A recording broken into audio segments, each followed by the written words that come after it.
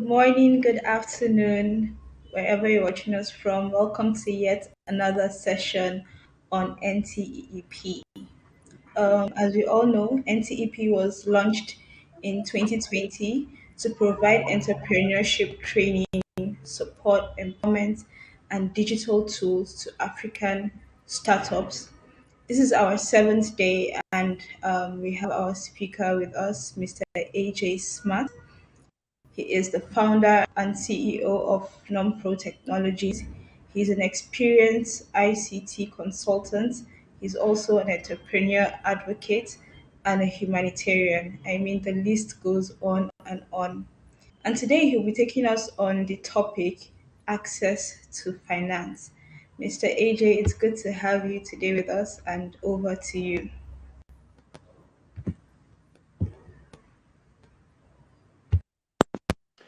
Thank you, Jessica. Good morning, everyone. It's good again to be here this morning.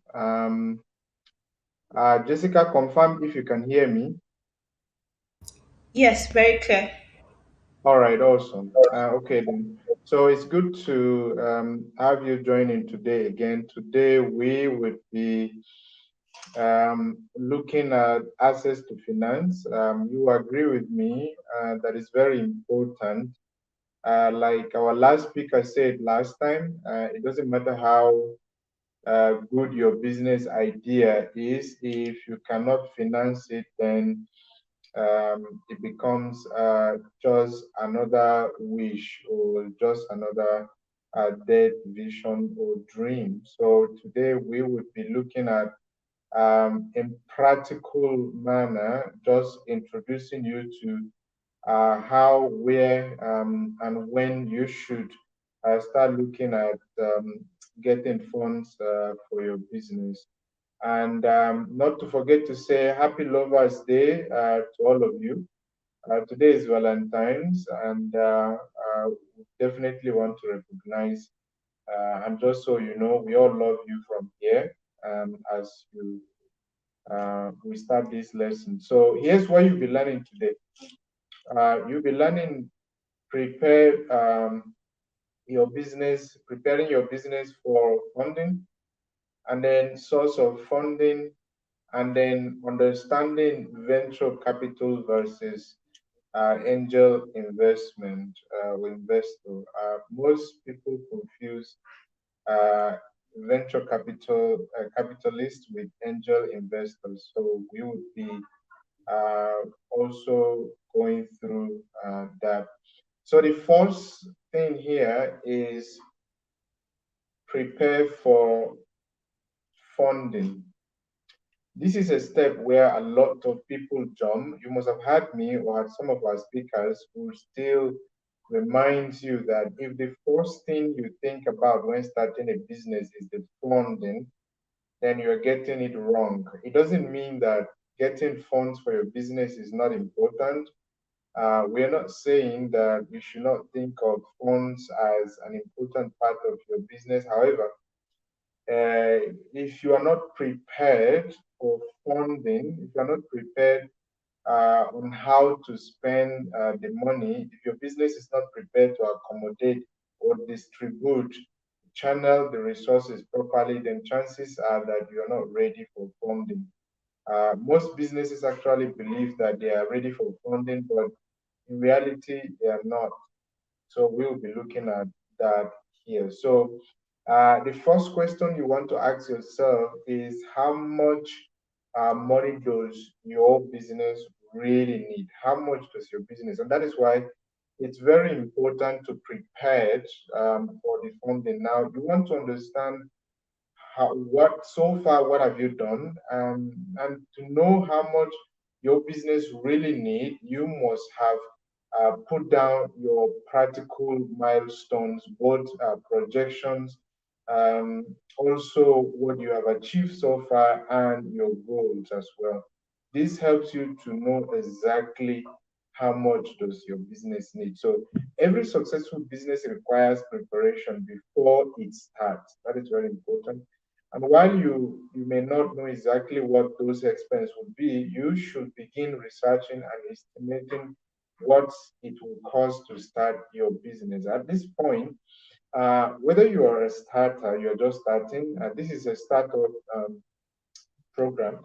So let's assume that right now your business is still a startup, whether it's not, it might not be idea, but at this point, you're already running, whether it's still an idea at idea stage or you're currently running your business.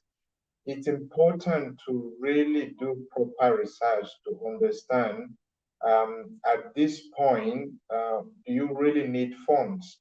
How much money do you really need for the business? Because sometimes your business actually don't need much money as sometimes we think. And there are a lot of people who actually calculate their personal expenses, including vacation for themselves, and put it as part of money their business need. I've seen a lot of people like that. Give them the money they've been asking for, and you will realize that the first thing they will do is to book a ticket for Dubai first. And before they come back, the money is gone, and they are gone back again. I'm not. This is practical. I've seen people like that. So sometimes you actually think you need, just because you have personal pressing need that you feel if you have money, you will invest in your business, does not necessarily means that when you have that money, you will invest it in the business. Believe me, no matter how convinced you think you are, the only way to know whether you are really ready to invest any money that comes your way is to actually do research. This research doesn't have to be from anywhere. Research on yourself, that it's a good way to start. Understand how you can actually manage little money that is within your reach. And when you finish that, then begin to understand how you have invested that little money in the business. And then from there, you begin to know how much deficit do you have with what you already have, whether it is zero, you have right now, you don't have nothing, but you do know that when you have this much money, what would you do with it? And when you do that with it, how much money would it generate for you and what within what period of time? That is part of the process to prepare your business and yourself for funding. It's very important. Otherwise, you will be surprised that the money comes and the next thing, um, for my gender, you'll be surprised that the next thing you want to do is to make sure you take your girlfriend out for Valentine. You have no idea. So you definitely want to be ready for that. Now, determine how much investment you need for your business is critical, okay? Especially if you are looking to raise capital from investors or get a bank loan. Every business has different needs, and no financial solution is one size fits for all. You need to understand that, very important. Your current personal financial situation and vision will shape the financial requirement of your business. That is very, very important. Uh, Understand some businesses actually don't have mission or vision statement, by the way, and it doesn't have to be a long written note. You can simply just have.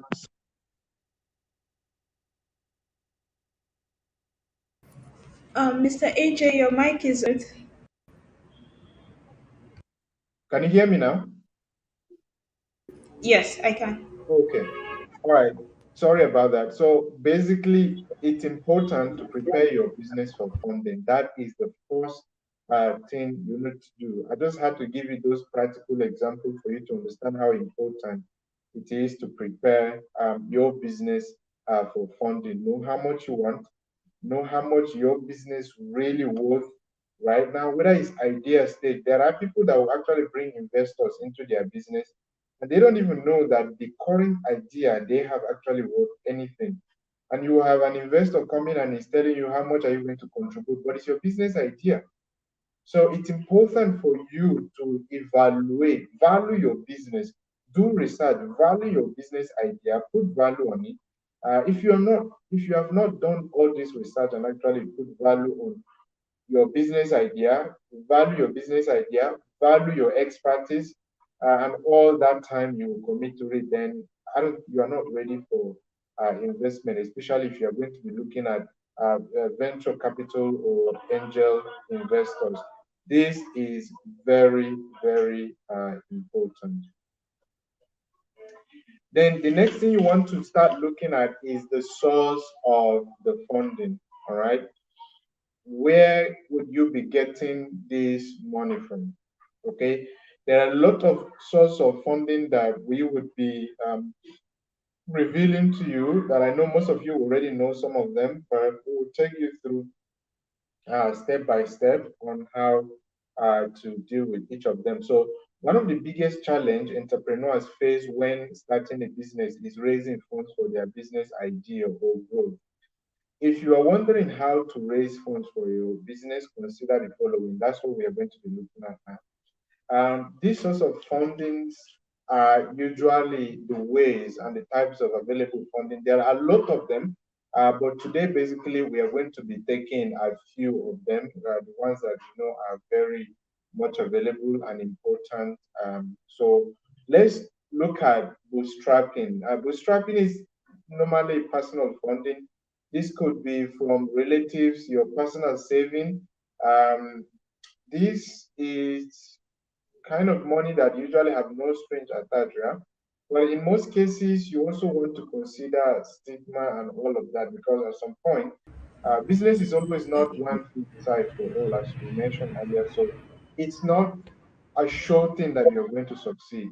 You want to look at how people perceive business. I've seen people who collect money from their relatives to start business, and at the end of the day, they lose everything. Now, it doesn't mean they were that bad. It just means they make the wrong investment or wrong choices in the process, which in most cases you get to learn from most of these mistakes. All right.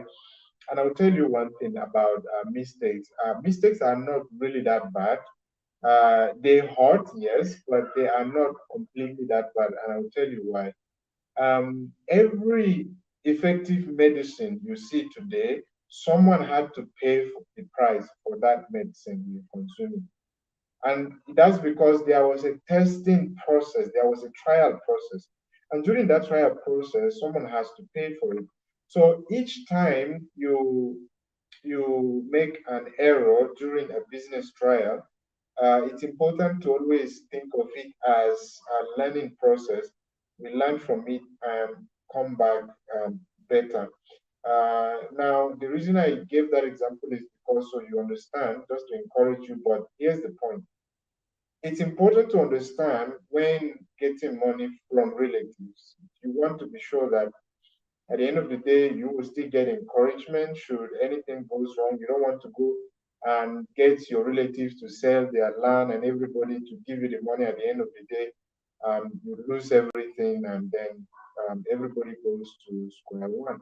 So those are also things. So leverage on your own financial resources to support your business idea. That's what self-finance is all about. Self-funding can come in form of turning to family, friends. I've mentioned that for capital using your personal savings. Yes, if you don't want to give up any form of business ownership or equity, usually this kind of funding is safe. In countries like India, for example, bootstrapping is usually one of the best way, most of them, because the way business entrepreneurship work in India is the owner of the business want to pass the business to his children and then the children to the next generation. And so they usually don't want to bring in third-party investors so that tomorrow they will not have too much power or stake on the investment.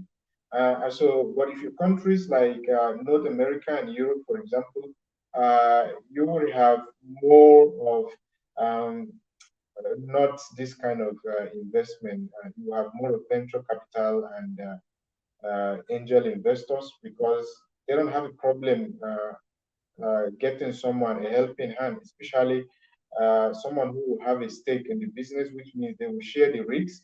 We'll be discussing that in the course of this training.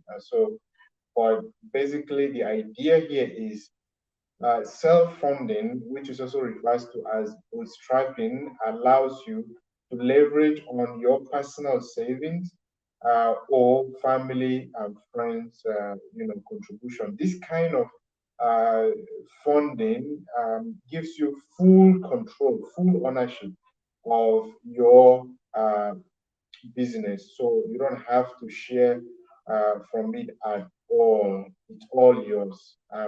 But again, one thing to note here is that the fact that you have full ownership of your business also means that you have full nightmare in your business.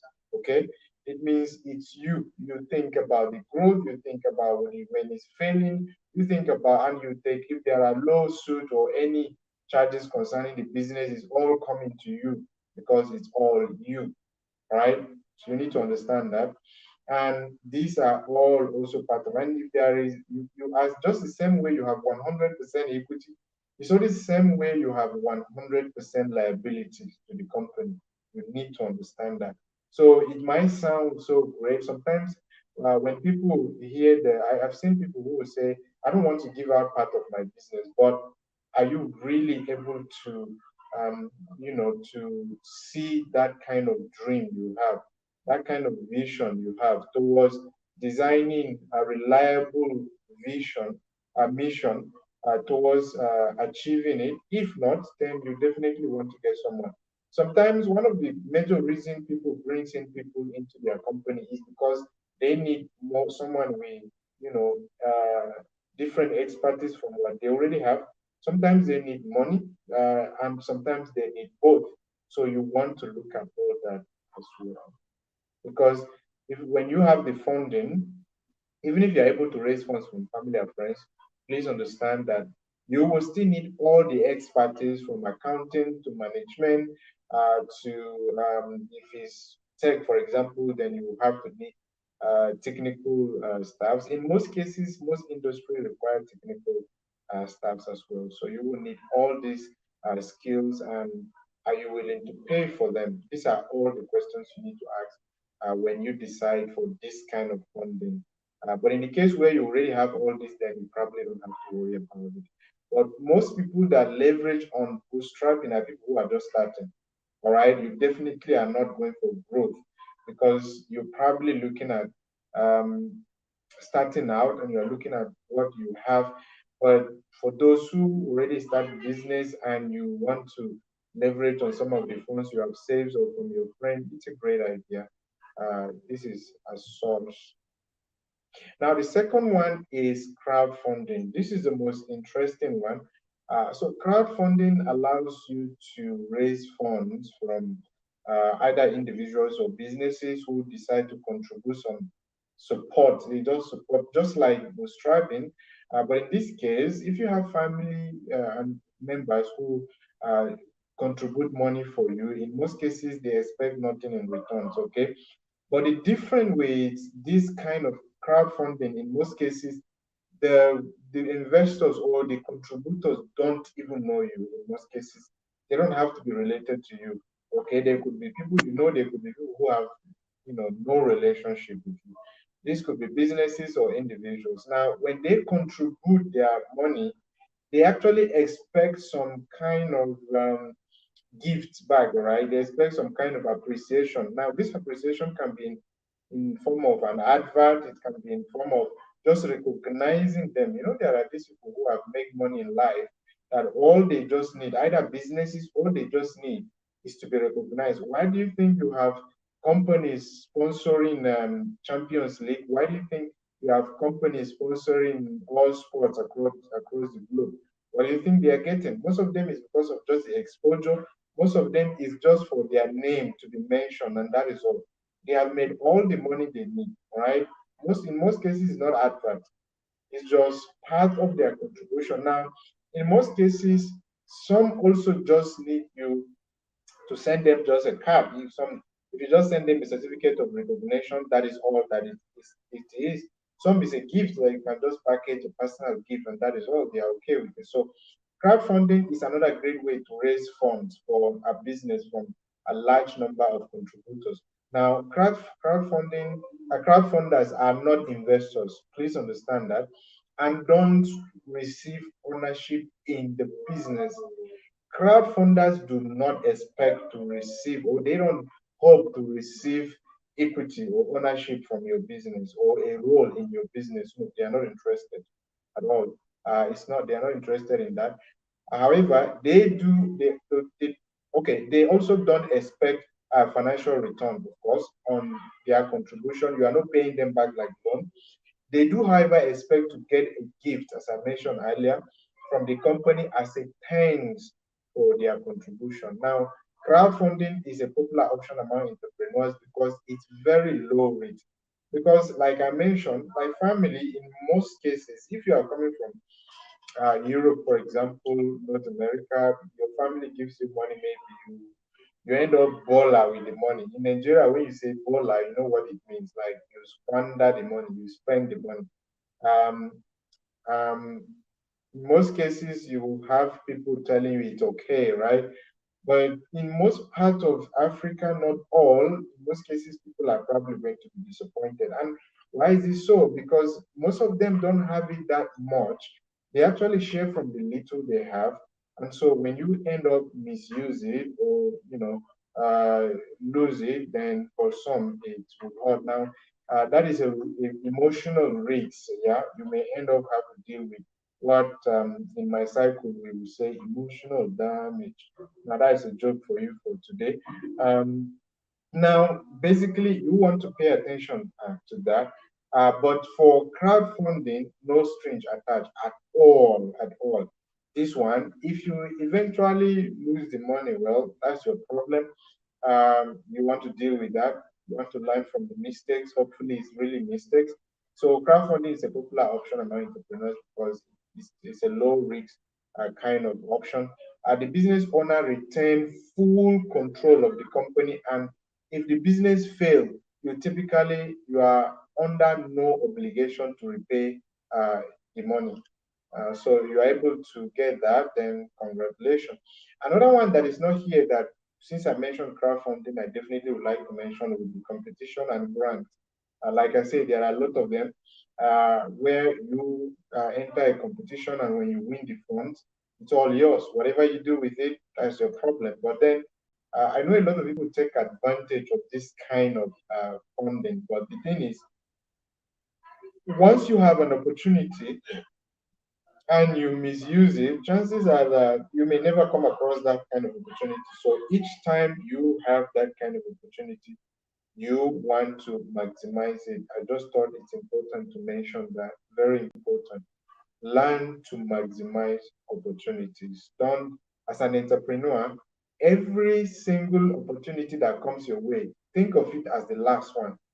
Even though you know it's not the last one, but think of it as the last one because you may never come across that exact opportunity. So maximize, learn to maximize opportunities.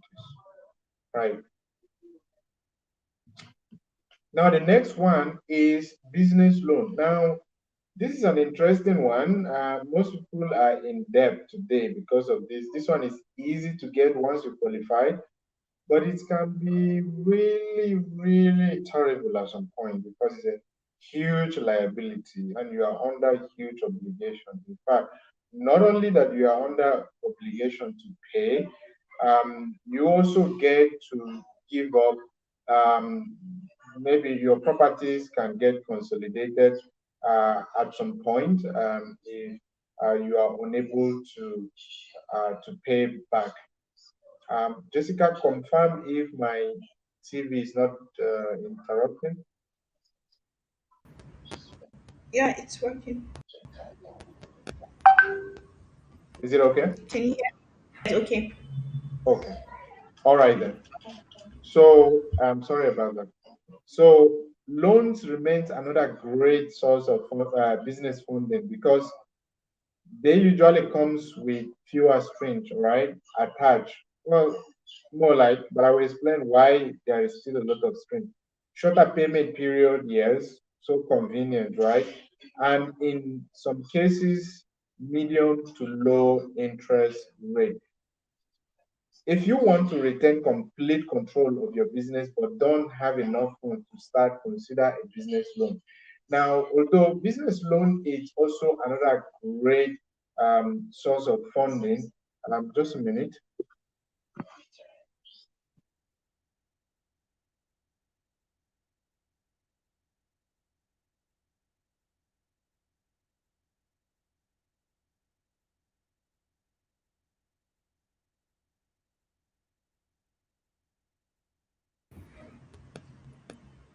Okay.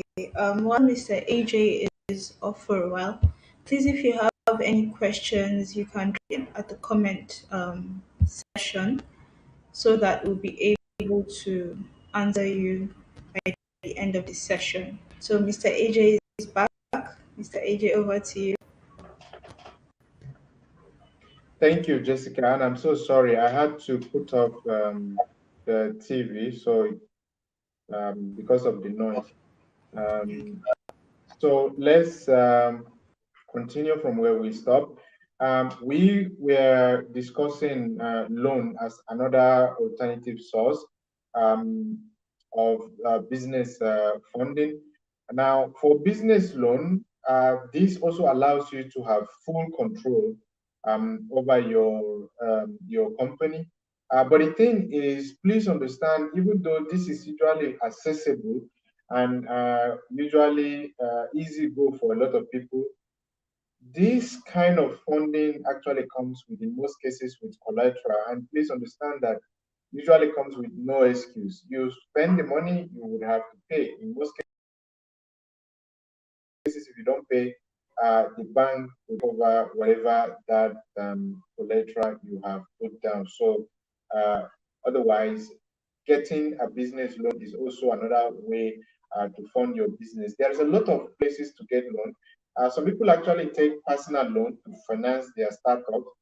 For some, they take business loan because if you're just starting up, in most cases, you don't have enough business profile um, to get a business loan. And so what happens is some people will just get personal loan to finance their startups. So this is also another uh, great way to finance your business. Consider taking a business loan.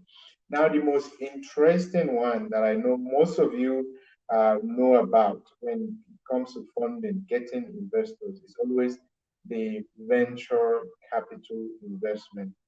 So venture capital is normally offered in exchange for ownership, stake, and an active role in the company.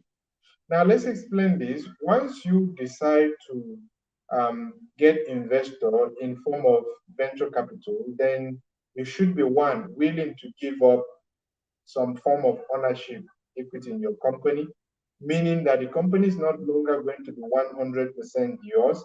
Someone will have a say in the company. They have some power to make decisions or contribute in the company, or in most cases, of course, I would think in all cases, the power to vote when, if that is applicable.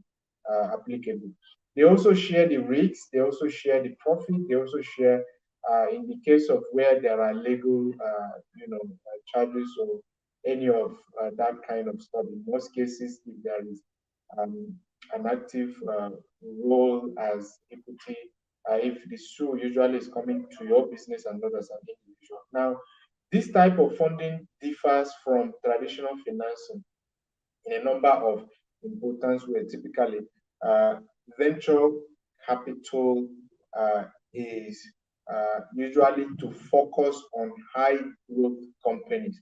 Now, whoever is going to come to your business to not only put in their resources but also commit their time into your companies would have to believe that your company has chances of growth. So they would definitely have to believe based on not only the business plan you provide for them, but also because we have talked about business plan, we have talked about business development, and that's why I'm not going back there. This is actually a build up on what we have already talked about. Don't forget that. So they would have looked at not only your business plan, but also you must have convinced them that your business ideas based on figures that and all your estimation shows that your business have the capacity to scale through to grow. Now, invest capital in return for equity rather than debt. Understand that they are not interested in giving you money to get the money back with some sort of profit. No, they want to be part of the company, and they also want to own part of the company. That's how capital venture capital works. Now, they take higher risks in exchange for potential higher returns. This kind of people usually, what this means is that actually they are not interested in taking too much risk, right?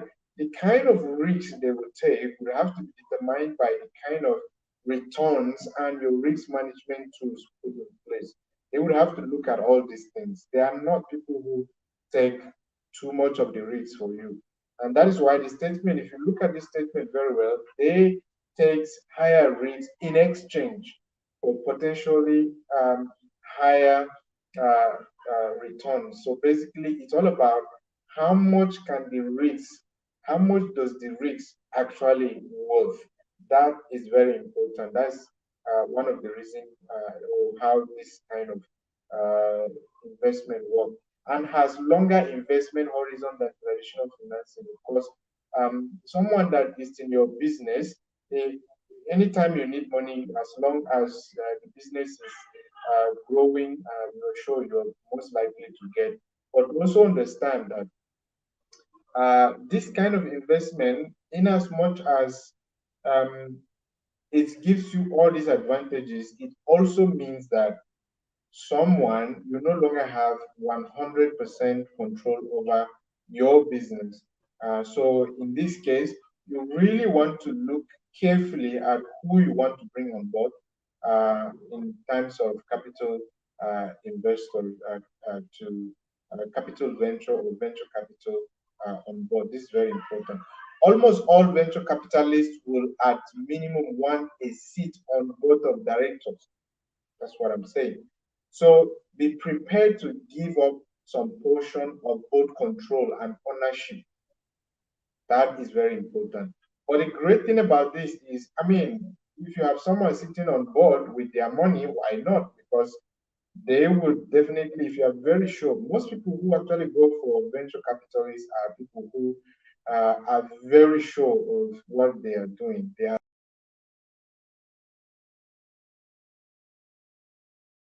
certain from business research, long period of time.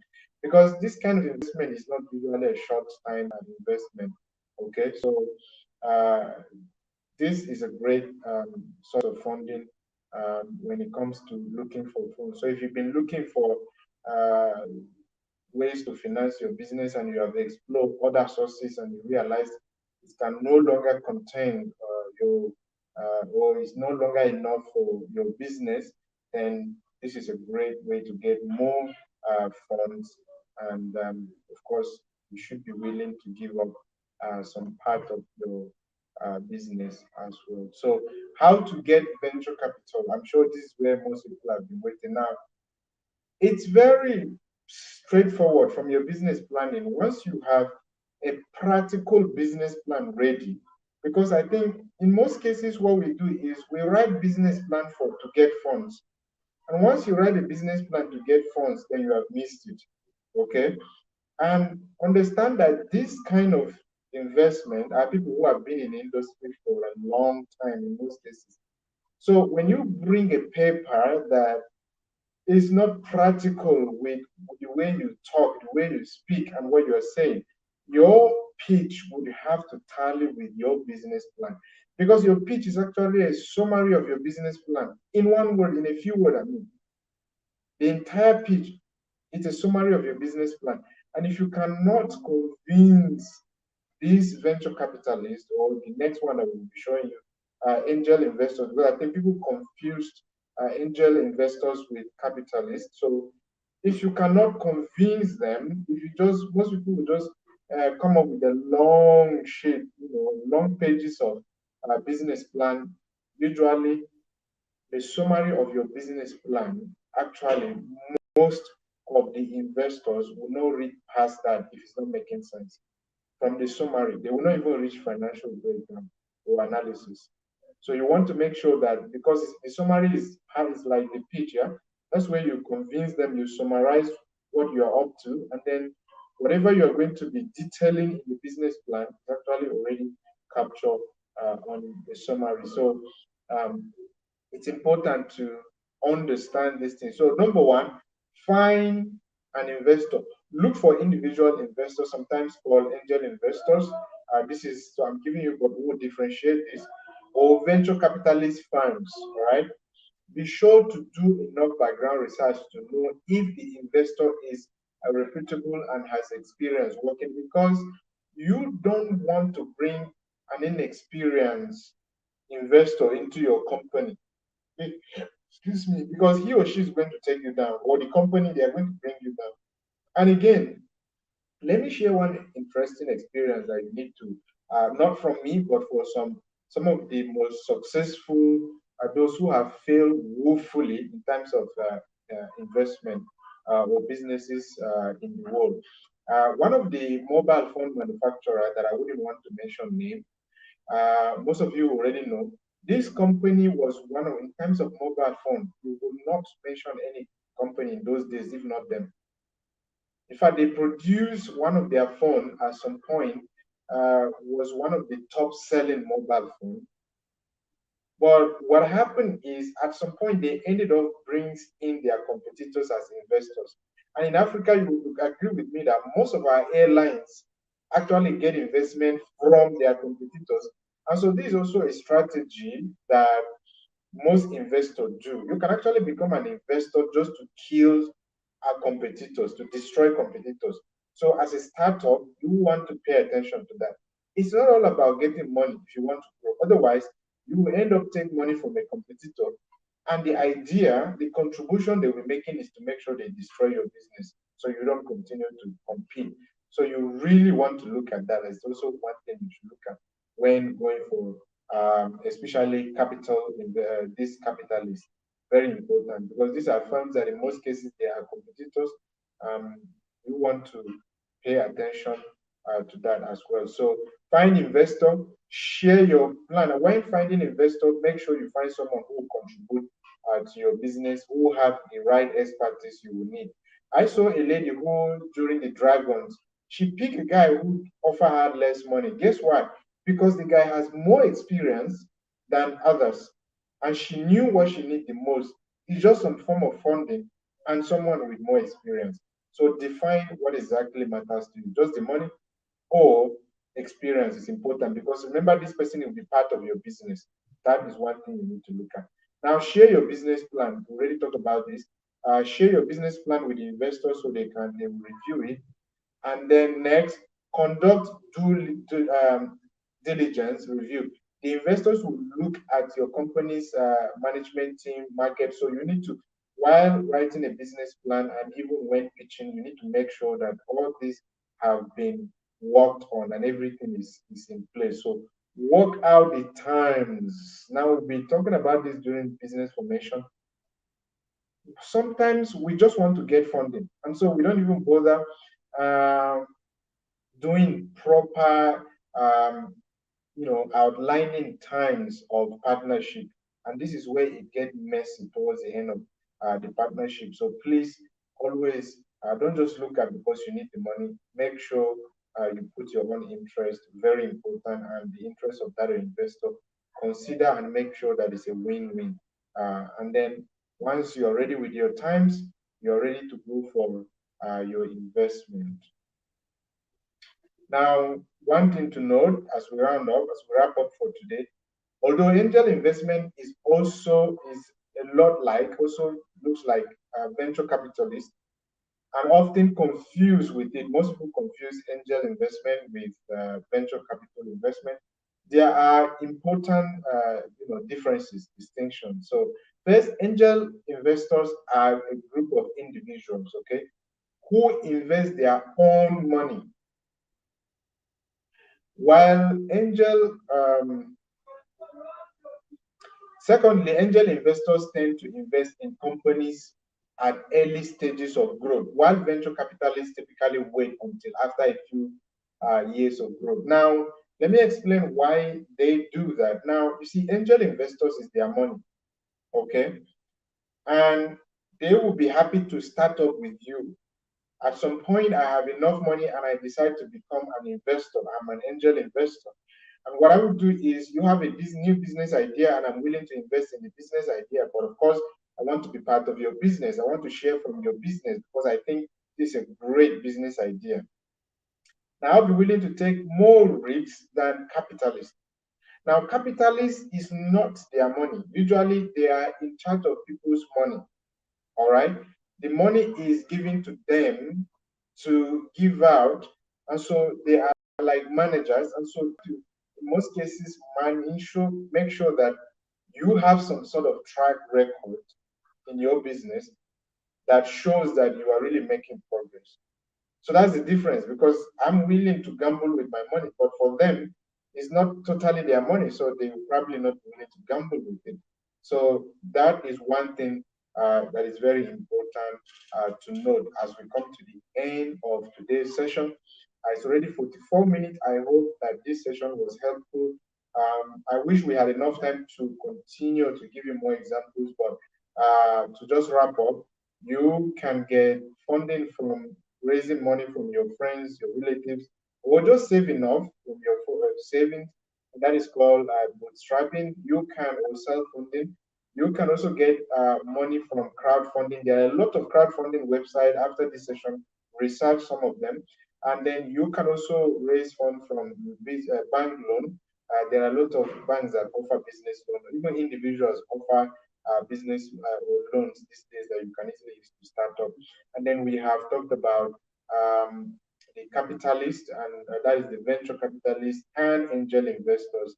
And we have also explained the differences so you don't confuse the two. Although they work alike, they look alike, but they are not the same. And this will help you when going for investment. If you are a startup with no track record, you want to look for angel investor, because this is someone who will be willing to contribute to your business idea, and of course, in exchange for part of your business. So you want to look at that. But if you really have some sort of track record and you're willing to bring in the capitalist, which for me I always consider to be the last option, then you're welcome to do that. Basically, just understand that to do that, you need some track record. 5 minutes off the line. Thank you, Jessica, for giving me that additional time. Over to you. Thank you so much, Mr. AJ. What a full presentation. I was taking down notes, and I hope the audience was also taking down notes. Once again, thank you so, so much. Moving over to questions now. A question by Asuman. The question is: how can I tell the stage of my business, since it's the major question when applying for crowdfunding? I didn't hear. Can you repeat that question? Okay. The question is: how can I tell the stage of my business, since it's the major question when applying for crowdfunding?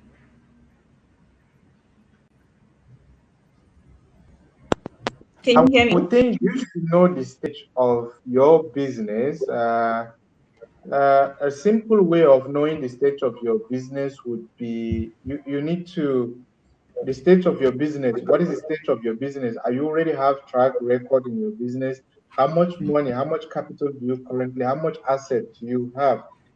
For example, I would think that you started your business just last year, for example, and currently you are running with maybe two, three staffs, and at this point, you have less than 100,000, or let's say $1 million as annual turnover, for example. And then what you are looking for, or let me go back, let's leave the money and go back to understanding your business stages. Okay, so if your business has not started operational, if you just conceive an idea and you don't have a demo yet, it's usually called idea stage. Currently, there is nothing to show about it. If you have been able to develop a demo at some point, it can be referred to as a demo. At this point, you are able to demonstrate an idea. You have something to show for it, and even as at that, it's still idea stage. But once you have kickstart production or offering, then it's called startup. Okay, and then from the startup stage, you move to a growth stage. So I would assume that if you already started production, then you are currently idea. For crowdfunding, you are at the what do you call at startup stage. But if you have not started at all, you know you have a business ideas, you're currently showing people, you already produce a demo, but you have not started. Your business is at idea stage. I'm not sure if that is really the question you were asking, but it sounds like that. So basically, that's how you understand at what stage your business is. Are you currently in production or offering? Then maybe your business has is already a startup, or you already been offering and now you are looking at expanding your offering. You are looking at increasing your offering. That is a growth stage. Now, if you are looking at just starting, you have your business idea, maybe idea or prototype. But that is the time I was looking for. It can either be idea or prototype or startup. So whichever way, you would have to decide whether you're already operational. If you're operational, then it's either a startup or growth. But if you are not operational, then you are either a prototype or still an idea. I hope I answer your question. I believe so, Mr. AJ. Another question by Faisal. The question is, does relationship play a role in fundraising? Relationship play a lot of role in everything. Business itself is all about relationship.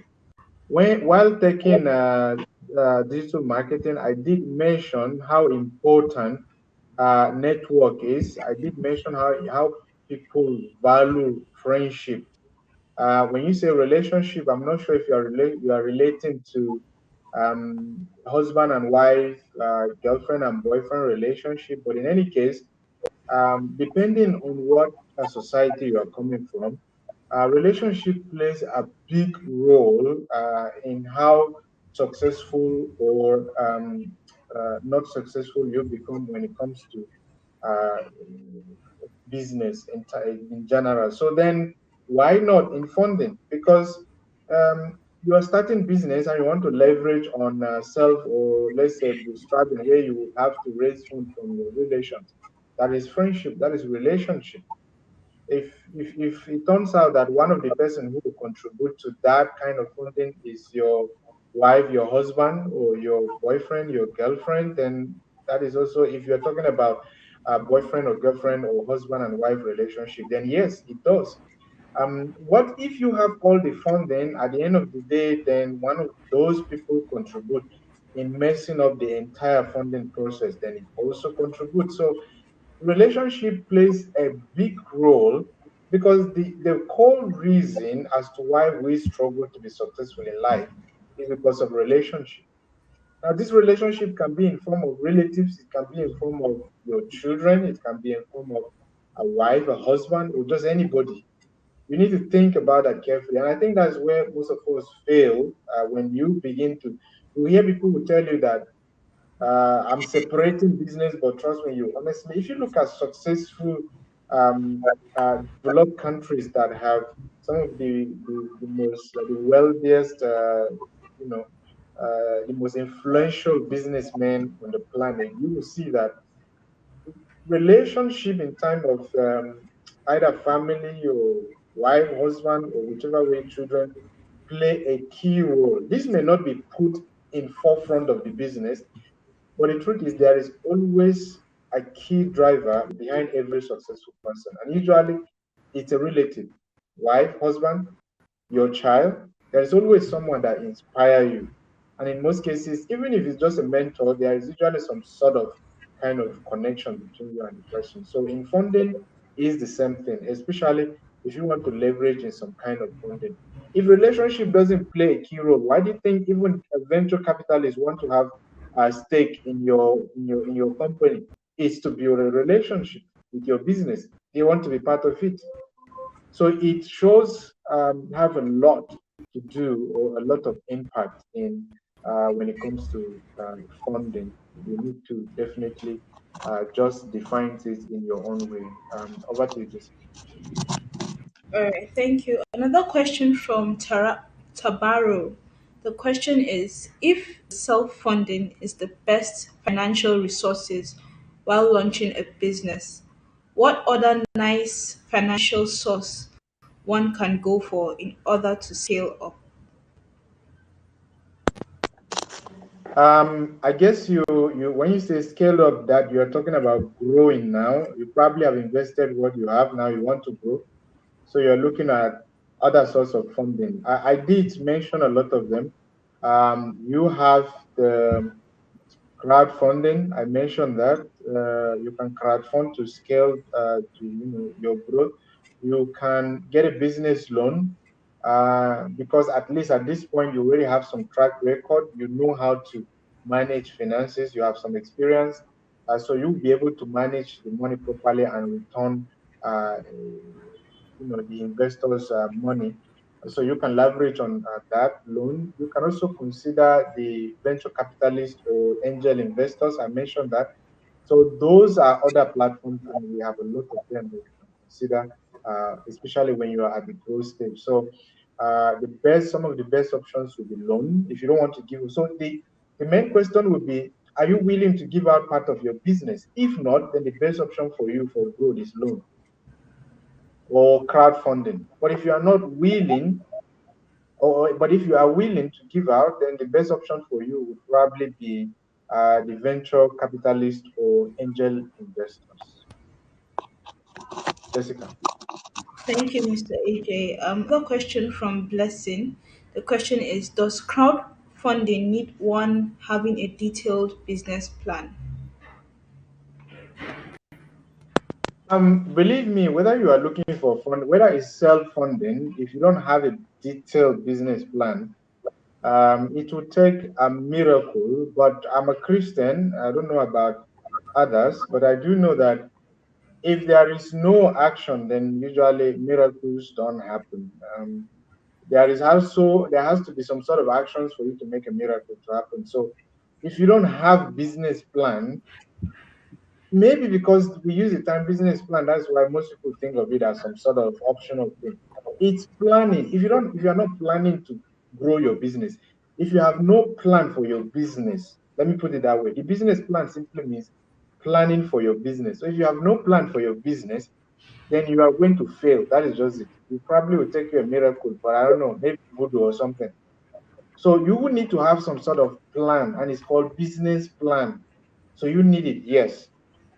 Now, the people who are crowdfunding for you, usually there are third platforms who screen people who qualify for that funding. They would definitely you have to go through a process of screening. They would have to ensure that the vetting process is usually very tight. So they would have to ensure that you are worth that money. This money they're giving you for free, you are not bringing back anything. So you are sure that they will make sure they only give it to who really deserve it. So yes, you need a business plan. All right. Thank you, Mr. AJ. From Blessing again, another question is, please, what's one of the major disadvantage of going for an angel investor? Well, the major disadvantage or challenge, that's the cons would be you are giving out part of your business, and so one of the major disadvantage would be getting someone that has no experience in the kind of business you are doing. Okay, if you end up with the wrong investor in your team, then your business will fail, because you see they will be part of your decision making. All right, so that would be a huge disadvantage, ending up with the wrong investor, because there are high chances you may end up with the wrong uh, investor. So, and then the second one would be ending up with a competitor. I mentioned that you may end up with someone who is actually competing. And I give you several examples. There are several airlines in Africa today that are not doing well, national carriers that are not doing well. The reason is because they actually think of themselves as, okay, let's bring in someone with experience as an investor. That is nice. But the thing is, the person you are bringing in is also in the industry, and you are going to be flying the same route. So why would they prioritize your business over their own business? Okay, so that could be a huge disadvantage. You really want to compare, in as much as why it becomes contradicting is, you see, you need someone with experience in your industry. At the same time, you don't want a competitor. So that is a huge disadvantage. It can be a terrible and a very difficult thing to go by. And that is why most people that go for angel investors, it takes a really serious research and spending more time. And at the end of the day, the person may actually end up taking your unique business ideas and implementing in their own business because you are in the same industry. So most of them will be taking your ideas and putting in their own business. That's why it's important. Working out times of investment is key. You are able to navigate some of these risks. So that is some of the few disadvantages I can think of. But it comes with a lot of advantages. You need funds anyways, and they'll be part of your business. Jessica. All right, thank you. Another question from Ubok. The question is, I want to get a loan to scale up my business. What is the reasonable interest rate I can peg the loan at, and the repayment time frame that will not weigh me down? That is a good question. I have no idea what interest rate work for you. Trust me, you would have to. There are people who will be very comfortable taking loans that gives them up to 12, 15, 20% interest rate because they need the money and they know that they will be able to work the money based on the return. So what will determine your interest rate is your returns. How much do you know you would be able to comfortably pay back? Because you're already talking about interest rate. So you're talking about how much would percentage we put on top of the money we pay, and uh, at what duration. All right, that's what you're asking. So this would have to do with your business goal. This will have to be your financing goal. I mean, so that's why we mentioned this from the beginning. How much money does your business really need? To answer this question, please understand your business need. Nobody is going to answer this question for you. You are the only one to answer this question, please, because this is individual need. How much money do you really need for your business as of today? And do you need loan? If yes, how much loan do you need? How long can you comfortably pay back that loan? How do you intend to get the loan to pay back? Is it from the loan you're taking? Is it from contribution from a relative that you used to pay the loan? Is it from the profit from that loan that you will pay the loan? Or is it from the business that you're already running that you're already making profit that you will pay the loan? These are questions that you are supposed to answer. And once you answer this, you will be able to know how much you can really afford. Because if I tell you that 9% interest rate is very okay, or 7% or 12%, and you can take for 2 years or 3 years so that you have enough time to pay, I am not answering your question. The reason is, are you really in position to pay? It's also possible that you're able to pay that loan within 6 months or 5 months. I can take a loan because I know that I'll be getting investment by next month, and I can decide to take a loan because the business has to start now. And by next month, I'm going to pay off the loan. So I didn't necessarily take the loan because I want to pay it from the business proceed. Okay, so this has to do with understanding your business need and your current financial situation. That is the only answer I can give, Jessica. Thank you, Mr. AJ. We're taking our last two questions for today. A question from Blessing, and it says, I'm into production of unripe plantain flour. In total, we have packaged about 50 to 100 packs without any formal records to show for. If asked what stage will you categorize me since I don't have any record? That is interesting. I'm probably going to think of you as a prototype. If you come to me looking for investment, I would think of you as prototype because you have no record to show. So I would definitely not think of you as a startup. A lot of people actually confuse startups. Startups are not ideas or prototypes. Startups are people who are already running businesses, okay? And actually, most of them have millions in returns. So in annual returns. So the thing is, if your business have made a product but have no record, then the business is a prototype. But if your business has at least some form of record, then it's called a startup. So for me, if you come to me seeking for investment and you have nothing, you are telling me just the same way you say that you are packaged that much and you have nothing to show for it, then I'm going to say what do you have? Let me see what you have produced. And you're going to probably show me what you've produced. I'll categorize it as a prototype because from there, we will now be able to start making production. You will need some sort of record for me to categorize you as already a startup. But at this point, you are definitely a prototype. At least not to yourself, but to an investor, you are a prototype. So you need to start uh, keeping record. You need to start some form of displaying and showing and keeping track of your product production and sales. And I would think that is a huge mistake. And I will give you an assignment that I hope that I'll get response towards the end of this program, or at least after. You'll be one of the people now who expect to get feedback from. Now, I want you to, from today, either buy a book or download a mobile app. If you need one, we can suggest one for you. That you will, each time you make a sale, record it. Each time you buy data or that is related to your business sale, record it. Whether you buy it 5, 10 times a day, just record it. Okay. And each time you spend money that is from the business or for the business, record it. And record exactly where you spend the money from. That is how accounting starts. If you stop and wait that, oh, it will get to a point, forget about all the formalities and the corporate and all that. Accounting is actually, that's how it all starts. All the expenses and all the incomes, record them. Just find a way to record them. Put a date, put what it was spent for, and that is all you need. Put a date, put who purchased and what the person purchased, and that is all you need. Eventually, you'll be able to come up with a professional accounting statement from that kind of recording. So I would encourage you to start that from today because if you will need investment, you will definitely need track record, especially the financial track record. Jessica. Okay. Someone is saying that I should please suggest the mobile app that you're talking about. They would love to download it.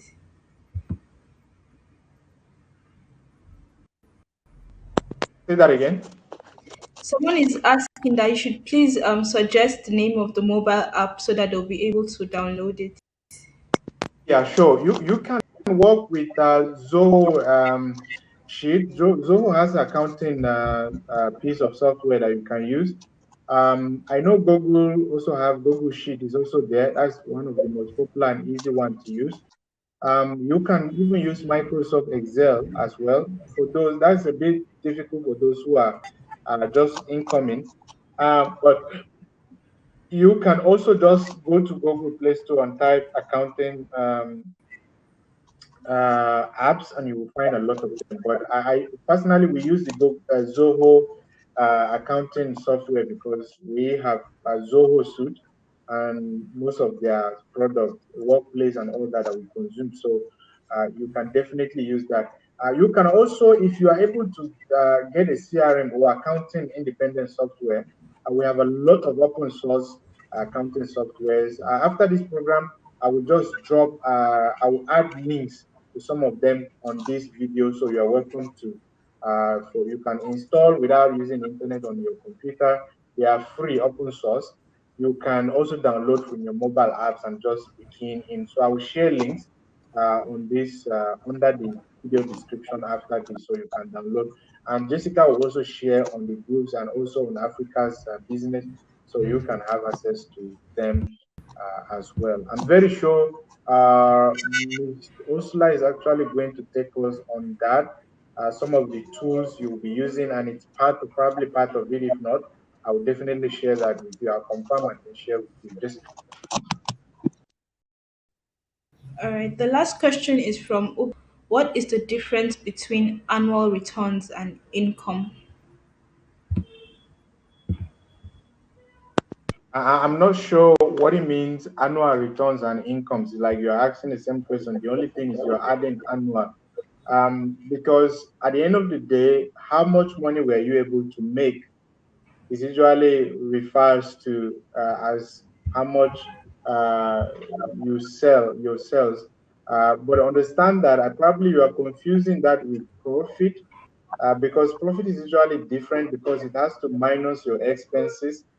But annual returns is usually out of everything that you have made in sales. Okay, how much were you able to make? This definitely, I'm not sure if I really understand your question. If your question was about profit, and annual returns or profit and incomes, I probably would answer you properly. But just understand that when we say how much is your annual returns, then we're simply asking you how much is your sales, how much did you sell?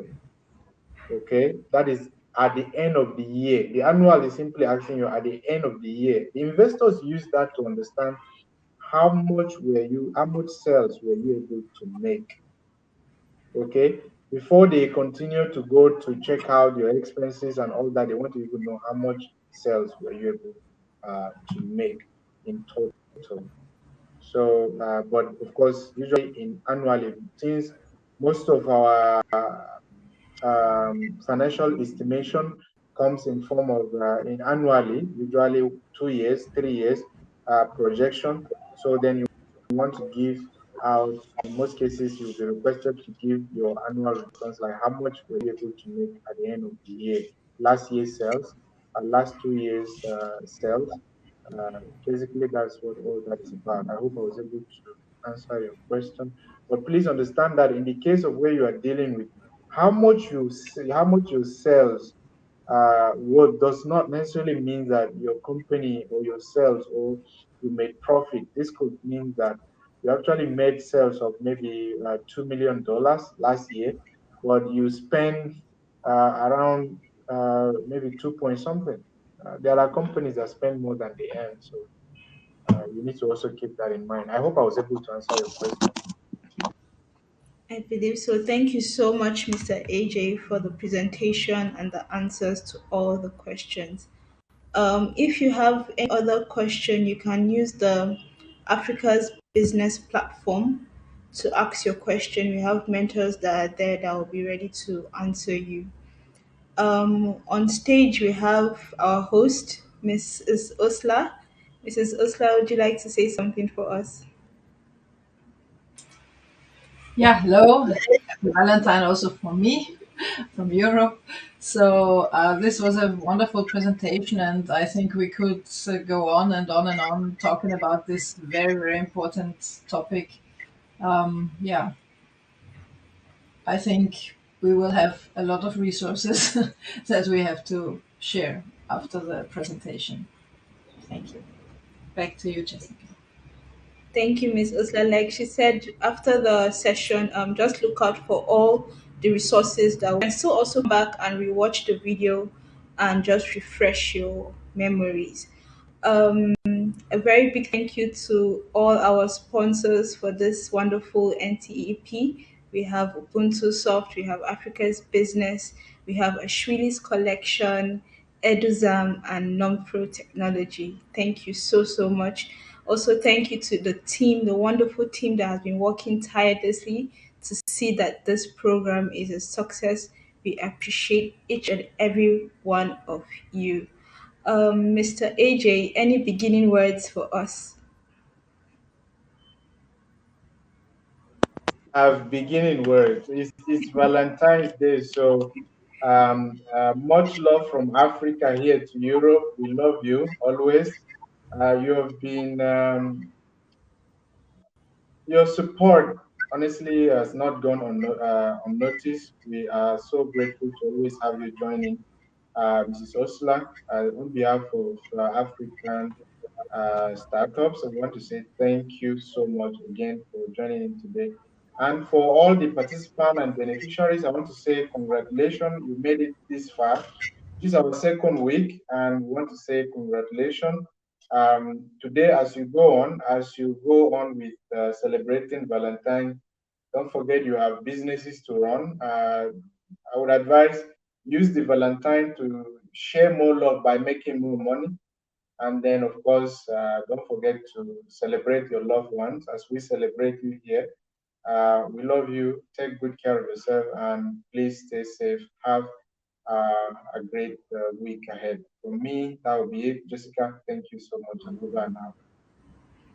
All right. Thank you once again, everyone, for joining us today.